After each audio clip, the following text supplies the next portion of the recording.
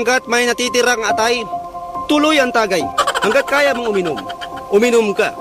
Kahit na hindi na kaya ng katawan mo, uminom ka pa rin. Tuloy ang tagay, kaibigan. Drink moderately ay moderately pala. Kampay, kaibigan, kampay. Huwag kang titigil. Hanggat hindi ka nakakaihi sa short mo, uminom ka. Hanggat hindi ka nakakaihi sa lababo, uminom ka. Hanggat sa hindi ka nakakatulog sa CR nyo, uminom ka ng uminom.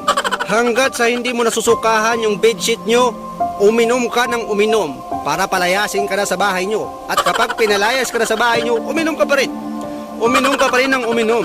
Kahit na pinalayas ka na para palayasin ka na dito sa mundo. Hanggat hindi mo nararamdaman yung sakit ng tiyan, wag na wag mong titigilan. Bago mo tigilan, paghuli na ang lahat. Pag hinahirapan ka na mag-ihi, yan. Pag nakakatiter ka na lang, yan. Bago mo tigilan, yan. Yan eh. Dahil sa huli naman ang pagsisisi, kaya hanggat may natitira, tuloy ang tagay.